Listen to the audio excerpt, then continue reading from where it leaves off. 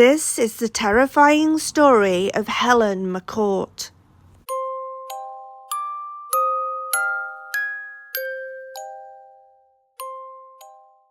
It was February 1988, and 22-year-old Helen McCourt was planning a night out. She'd recently met a new man and was excited to see him. Helen was an insurance clerk who lived in Bootle in Merseyside. She planned on having dinner early that evening, so she had time to get ready. She wanted to wash her hair, find something cute to wear, maybe put on a little makeup before she met up with her new man. Shortly before she was due to leave work that day, Helen spoke with her mother on the telephone.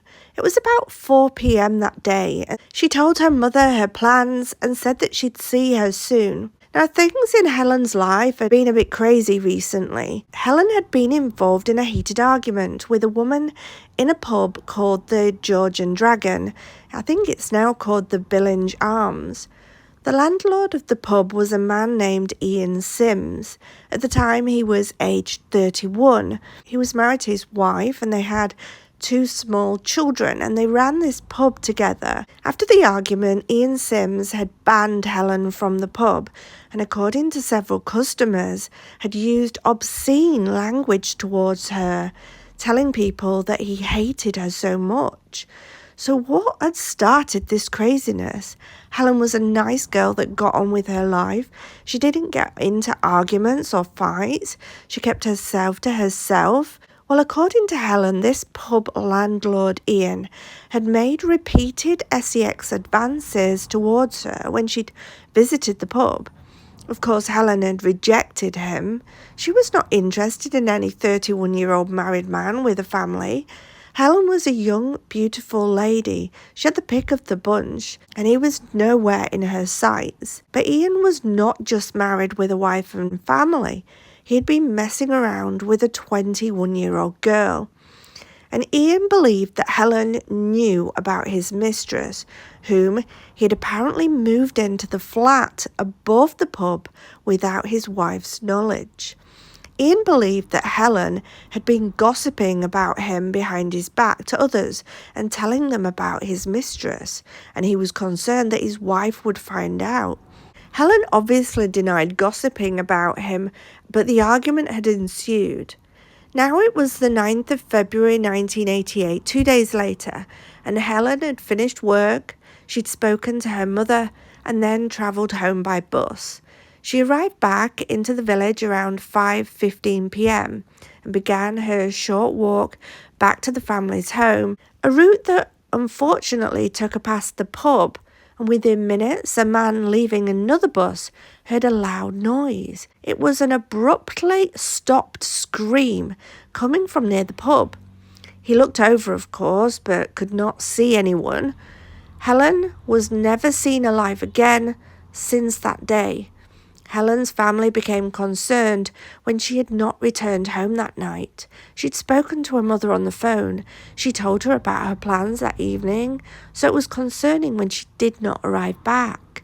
Helen's dinner plate sat at the table, waiting for her to return, as everyone looked around, wondering where Helen could be. Of course, she also did not turn up for her date. So eventually her family were left with no option but to walk over to the local police station and report her missing. At first, detectives wondered if this could just be a case of a runaway girl, maybe to start a new life or to run off with a man. They spoke to her family, her best friends, her boyfriend, and even Helen's friends. But it soon became evident that Helen was not the type to just run away or to upset her family in this way. As they spoke to Helen's family to build up a picture of Helen's last movements, they were told about the phone call she'd had with her mother before she'd left work. This girl had plans. Helen's family were asked the question, "Do you know anyone who would want to harm your daughter?" And of course, the only person they could think of was Ian from the pub. They told the story to the police about what had happened with Ian. The story was concerning and police needed to speak to him, at least to rule him out of their inquiry. While being questioned by police, Ian Sims came under suspicion. He seemed to be extremely nervous and very fidgety. They also noticed that he had what looked like fresh scratches on his neck, and as they questioned Ian, they felt they had enough on him to gain a warrant to impound his car and search his flat. Forensic scientists got to work as police had Ian on a 72-hour hold, and as they searched his car with a fine-tooth comb, they found traces of blood in the form of spots on the rubber sill of the car boot, a stain on the boot carpet. This was found to later be Helen's blood. In the boot of the car, they also found an opal and pearl earring. This was later identified by Helen's mother as one of a pair of earrings that she'd given Helen for her 21st birthday. Helen had been wearing those exact earrings on the day that she had disappeared. The butterfly clip from the back of the earring was also found. It was found on the carpet by a fingertip search. In the back bedroom of Ian Sims' pub flat, traces of Helen's blood and hair fibres were also found on the carpet. More of her blood was also found on the carpet at the foot of the stairs leading up to the flat. It was splashed on wallpaper next to the outside door, where police believed that Helen had been initially attacked. Police believed that she'd been struck at least twice in the face due to the blood pattern on the wall. A fingerprint in blood of Ian Sims' forefinger was also found on the banister rail leading upstairs to the bedroom, and the blood was found to be Helen's. In March, Helen McCourt's handbag, a taupe coat, a maroon scarf, a pair of navy trousers, as well as a pair of her white knickers and green mittens were discovered dumped on a riverbank in Earlham. This was about 20 miles away.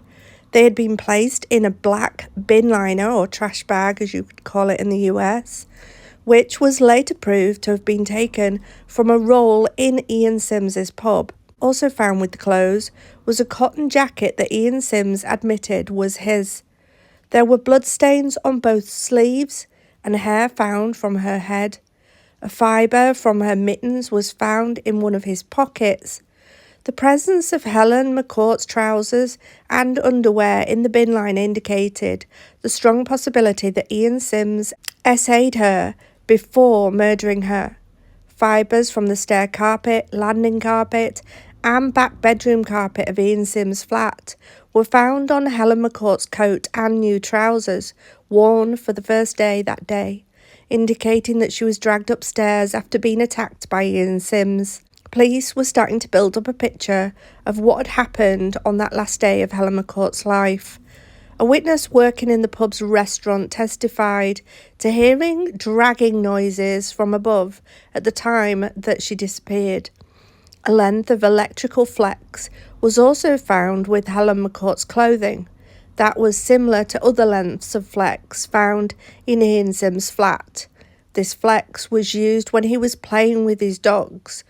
The flex found at Earlham had canine tooth marks that were matched to Ian Sims's dogs. It also had strands of human hair caught in the knot that were matched to Helen's, and it was thought that this flex was used to end her life. A man also came forward to say that on the morning after Helen McCourt's disappearance, he had been walking when he discovered a blood-stained towel. He was out walking his dog along the Manchester Ship Canal in Hollins Green in Warrington. He later discovered a second towel, along with several items of men's clothing that also had blood on them. These items were quickly recovered by police, and forensics looked into this. The blood was later identified as Helen McCourt's. The jumper had a logo on it of Labatt, a brand of beer popular at the George and Dragon pub. When asked about the clothes, Ian Sims at first denied that they were his, but his wife and mistress both confirmed that the clothing was indeed Ian's. He soon changed his story again. At his trial in 1988, Ian Sims denied murdering Helen McCourt, claiming that someone must have entered his flat, stolen his clothes, put them on, and then attacked and murdered Helen without his knowledge. This person then apparently must have used his car to dispose of Helen's body and then left his clothes where they could be found to incriminate him. It was a crazy story. Ian Sims admitted that he was in the pub from 4:20 to 6 p.m. He could not explain how this person could have entered the pub, dressed in his clothes, attacked and murdered Helen without disturbing him or his Rottweiler guard dog. However, the jury convicted him of murder. Ian Sims was among one of the first people to be convicted on DNA evidence without the discovery of a victim's body. And in the absence of Helen McCourt's body, forensic scientists used a new technique with blood samples from her parents compared against the blood found in Ian Sims' apartment, on his clothes and in the boot of his car. The odds were 126,000 to 1 against blood not being from a child of Helen McCourt's parents. Ian Sims was given a life sentence with a minimum tariff of 16 years. He continued to maintain his innocence. Since her daughter's disappearance, Marie McCourt has devoted herself to work for support after murder. She lobbied the Department of the Lord Chancellor to have him charged with preventing a burial and to introduce a new law, preventing prisoner release if the victim's location remained undisclosed.